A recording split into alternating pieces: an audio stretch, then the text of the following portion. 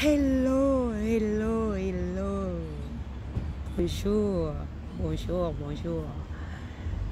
Je suis contente, comme d'habitude. Oui, là, je suis au naturel. Mais pour avoir des cheveux au naturel comme ça me prend au moins 10 minutes dans la salle de bain pour pouvoir me coiffer. C'est ça qui est un peu casse-pied avec nos cheveux. Mais bon, hein, on est ce qu'on est et puis on apprécie d'être dans tous les styles possibles et imaginables. Voilà. Mais bon, ceci dit, d'ici la fin du mois, je crois que je vais me refaire les tresses parce que je veux être plus à l'aise et puis gagner du temps tout simplement quand je me réveille le matin pour aller travailler, tout ça. Mais bon, ceci dit, ça me permet aussi de me sentir un peu libre, de sentir la tête un peu libre aussi. Alors aujourd'hui, je voulais parler de notre degré de foi, hein. Quand je parle de la foi, je ne parle pas du tout de la foi cléricale, hein, de la foi en un Dieu qui vivrait dans les nuées quelque part et puis viendrait, qu'on appellera au secours pour nous aider. Non, non, je ne parle pas de cette foi-là. Je parle de cette force qui nous habite. Cette force qui nous habite et dans laquelle, en qui on fait confiance pour soulever des montagnes, justement. Hein? Cette force qu'on a en nous, en qui on fait confiance pour vaincre l'adversité, pour des moments comme cette période dans laquelle nous sommes. Hein? Je sens que beaucoup de gens sont dans la crainte, dans l'anxiété. Bon, moi, comme je n'arrête pas de le dire, moi, je ne regarde pas les infos, donc je ne sais pas vraiment ce qui est véhiculé tous les jours. Et pour ceux qui sont accros. Alors oui, ça c'est quelque chose d'important pour ceux qui ne comprennent pas vraiment comment fonctionne la loi d'attraction. Et ça, je viens de le réaliser. En fait, nous vivons la loi d'attraction tous les jours. Hein?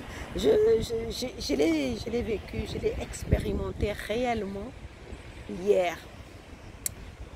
Ça faisait une semaine que je m'étais totalement coupée des réseaux sociaux. Et donc, naturellement, des informations aussi. Hein? Donc, je ne regardais pas les informations. Et je me sentais vraiment légère parce que j'étais dans ma bulle de pensée positive, de vision positive du futur, des choses merveilleuses auxquelles j'aspire. Hein? D'ailleurs, dans ces massolos, tu vois l'énergie que je dégage tous les jours.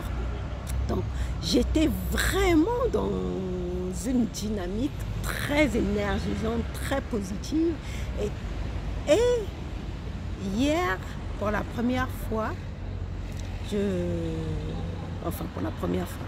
suis repartie sur Facebook, regarder un peu ce qui s'y passait. Et parmi les informations, j'ai eu des informations sur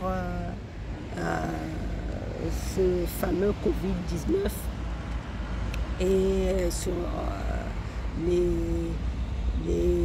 exigences, le dictat que nous imposent les autorités pour faire face à cette crise. Et j'ai senti vraiment, non seulement j'ai senti une baisse d'énergie, mais en même temps, j'ai eu encore plus envie d'aller m'informer, d'aller chercher des informations sur ça. Tu vois, en fait, c'est ça. C'est comme ça que fonctionne la loi d'attraction. C'est pour cela que dans le monde du développement personnel et surtout les enseignants spirituels comme Abraham Hicks te disent de ne parler que de ce que tu veux, de ne voir, de n'entretenir des pensées qu'en direction de ce que tu veux réellement. Excuse-moi. De ne parler que de ce que tu veux, rien d'autre. De ne te focaliser que sur ce que tu désires réellement. Le reste n'a pas d'importance. Quel que soit, prenons le cas de cette crise sanitaire. Ce qui va se passer, va se passer. Non, point n'est besoin pour nous de discutailler longtemps, de débattre en longueur. C'est vrai qu'il faut s'informer. C'est vrai qu'il faut savoir ce qui se passe dans le monde. C'est vrai. Mais quand c'est anxiogène, pourquoi t'en inquiètes? Pourquoi t'alimenter de cette information anxiogène? J'en parle parce que hier, je parlais avec ma mère. Et ma mère c'est quelqu'un qui aime se plaindre, hein, qui voit toujours ce qui ne va pas bien dans le monde, plutôt que... C'est la coupe à moitié vide. Voilà, plutôt que la coupe à moitié pleine. Et comme, bon, en ce moment, je m'inquiète beaucoup pour elle, je me suis mise à appeler tous les jours, ce que je ne faisais pas avant.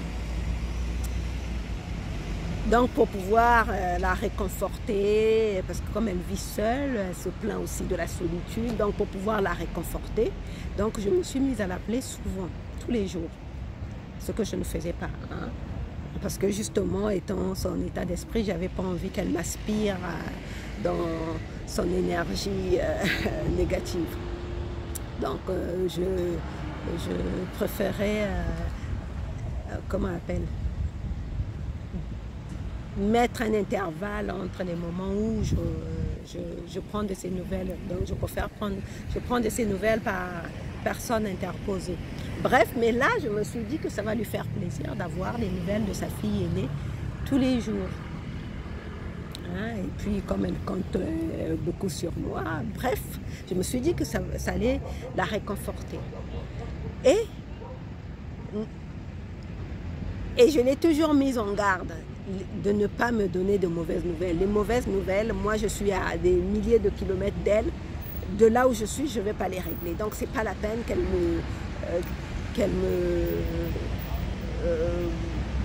qu'elle m'embête avec ça, voilà, hein, parce qu'elle a juste besoin de vider son sac d'ordures, voilà, c'est ça, c'est un sac d'ordures que chaque personne a, hein. Quand quelqu'un vient te dire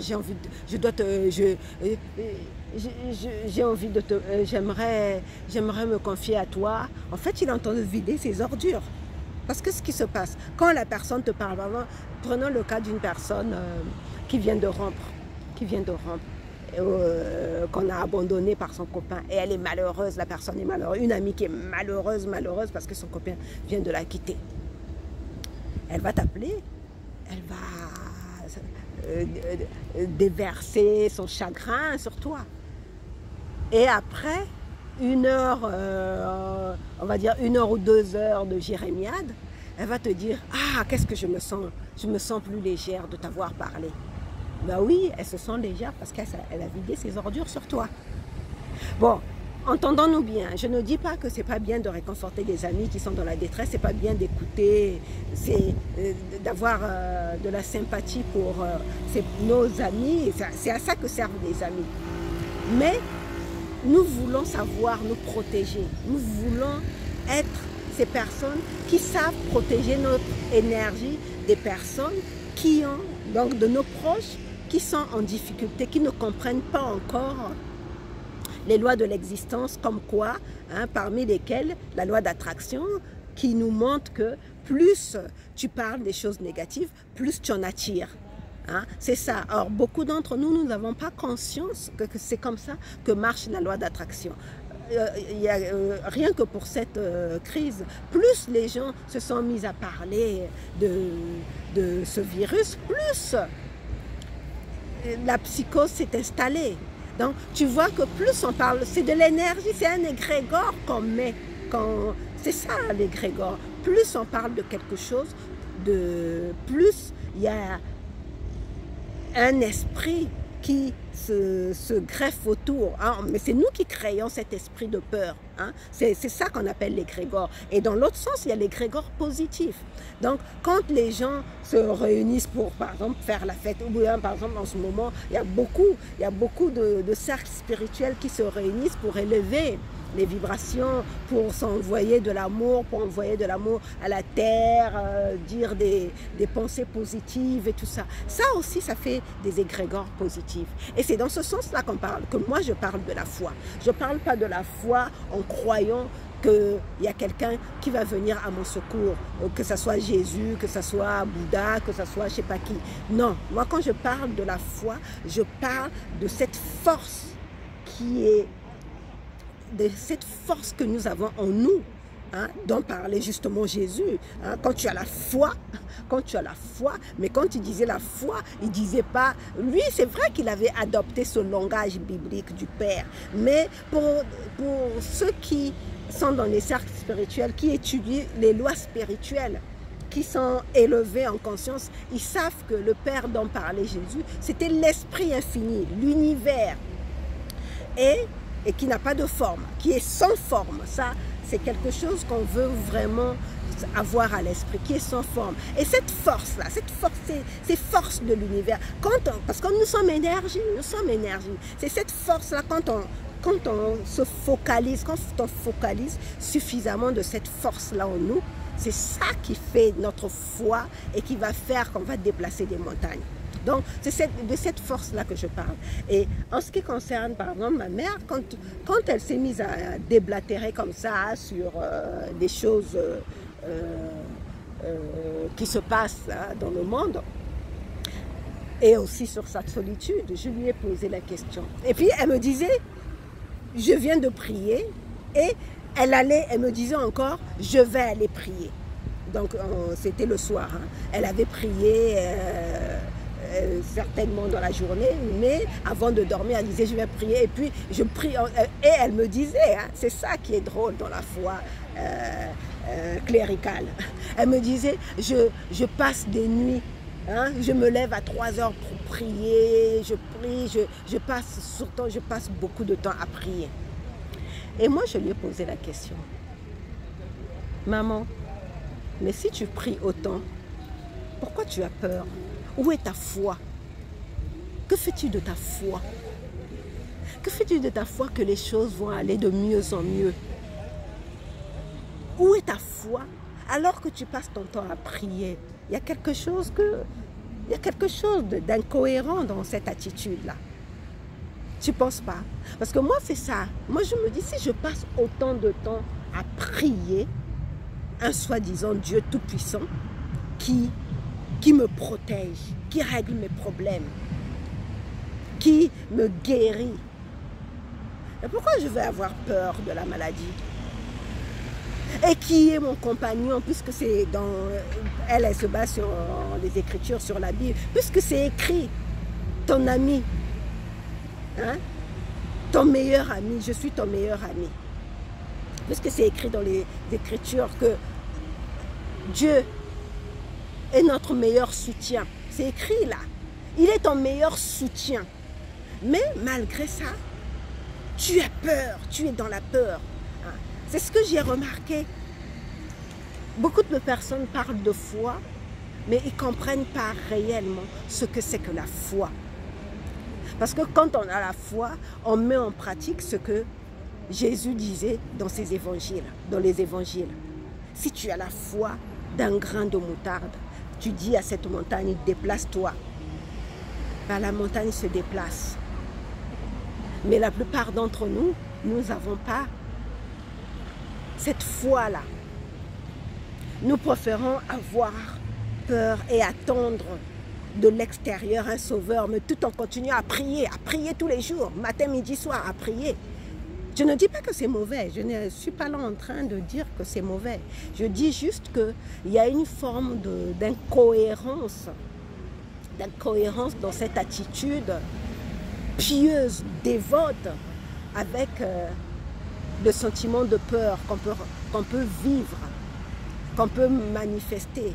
Et pour moi, quand on est dans cette attitude-là, où on a peur de tout, on a peur du voisin, on a peur, elle a peur, elle vit constamment, ma mère, elle vit constamment dans la peur. Elle a peur, elle a peur du voisin, elle a peur de ci. Quand on est dans cette attitude où on a peur de tout, mais qu'on dit qu'on croit en Dieu, qu'on croit en soi-disant Jésus, en Jésus, mais malgré tout, on est tout le temps dans la peur, c'est que ce Dieu et ce Jésus-là n'ont pas autant de pouvoir que ça. C'est comme ça que je lui dis, c'est ce que je lui dis. Je lui dis, mais tu as foi en Jésus, tu as foi en Dieu. Mais donne-leur leur pouvoir. Donne-leur leur pouvoir de te protéger. Donne-leur leur pouvoir de te guérir. Donne-leur leur pouvoir de t'accompagner dans ta solitude. Mais si à chaque fois tu te plains de la solitude, c'est qu'ils ne servent à rien. Mais bon, ce que j'ai compris aussi, c'est que dans cette forme de foi-là, il y a une forme de résignation. On se sert, on dit qu'on a la foi juste pour limiter les dégâts en fait de la vie difficile, les conditions difficiles dans lesquelles on peut évoluer. C'est dans ce sens-là qu'on va dire qu'on a la foi. Parce que cette foi-là nous permet juste, c'est comme quelqu'un qui est en train de se noyer, qui est dans l'eau, qui ne sait pas nager, qui est en train de se noyer. Bah, la foi telle qu'elle est pratiquée là, cette foi cléricale, par exemple dans le cas de ma mère, bah, ça lui permet juste de garder la tête hors de l'eau. Hors de l'eau, mais juste la tête hors de l'eau, elle ne fait rien du tout de son corps, donc son corps ne lui sert à rien, donc elle peut pas aller travailler pour manger, elle peut pas courir, donc en fait, sa foi ne lui sert qu'à vivre, qu'à survivre en fait. Mais on n'est pas là, on n'est pas ici pour survivre, on est ici pour vivre une vie créative, une vie dans laquelle on est libre de créer la vie à laquelle on aspire.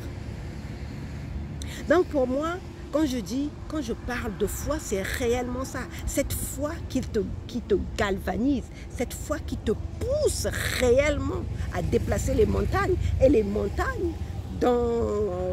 à mon sens, moi je pense que les montagnes dont parle Jésus, ce sont toutes les difficultés qu'on peut rencontrer dans notre vie. Et quand on a la foi telle qu'il explique, bah, ces difficultés pour nous, elles sont légères. C'est sûr qu'on est dans un monde de dualité où il y aura toujours de l'adversité. Mais quand tu pratiques la foi telle que c'est enseigné par Jésus dans les évangiles, bah, tu peux te sentir serein face aux difficultés, face à l'adversité, face à la tempête. C'est lui d'ailleurs qui a dit ça à ses apôtres, quand ses apôtres s'agitaient là. Alors que lui, il dormait tranquillement dans la barque pendant qu'il y avait la tempête. Qu'est-ce qu'il leur a dit? Homme de peu de foi. Vous ne savez pas que ce que je fais, vous pouvez le faire, et même bien plus encore. Ça, c'est les propres disciples de Jésus, qui n'avaient pas la foi alors qu'ils étaient avec le Maître. Et c'est nous, pareil, nous nous comportons comme ça, la plupart de ceux qui pratiquent la foi cléricale. Mais personnellement, je ne m'aligne pas dans cette façon de pratiquer la foi. Moi, personnellement, pour moi, la foi, c'est vraiment quand tu as la certitude que quoi qu'il arrive, quoi qu'il se passe, les choses vont arriver tel que c'était prévu, que ça arrive pour toi. Et ce qui est prévu qui arrive pour toi, c'est le bonheur parfait. C'est ça. C'est ça que Dieu veut pour nous. Dieu veut pour nous le bonheur parfait. Mais c'est nous par nos craintes, nos peurs, nos hésitations, qui freinons le chemin vers ce bonheur parfait. Et je ne dis pas que je suis une sainte, hein. Je dis juste que il est temps peut-être pour nous de bien interroger, comme lui-même il avait posé la question, choisis aujourd'hui qui tu serviras. Qui tu sers. Est-ce que tu sers la peur? Est-ce que tu sers l'amour? Laisse l'amour te guider. Laisse l'amour te guider dans ta foi. Laisse-toi guider par l'amour. Et si tu as la foi, tu vas voir. Et cette foi-là va te montrer encore plus d'amour, et encore, et encore. Bon, je vais m'arrêter là pour aujourd'hui. On va se retrouver demain pour un autre Lisolo.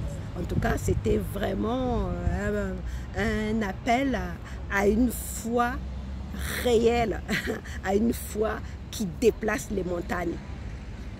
Voilà, bisous, bisous, prends soin de toi et surtout, écoute tes vibrations, augmente tes vibrations et écoute-les. Écoute ce que ton cœur te dit. Ne vois pas ce qu'il y a autour de toi. Écoute ce que ton cœur te dit et surtout, aie la foi en cette force qui est à l'intérieur de toi.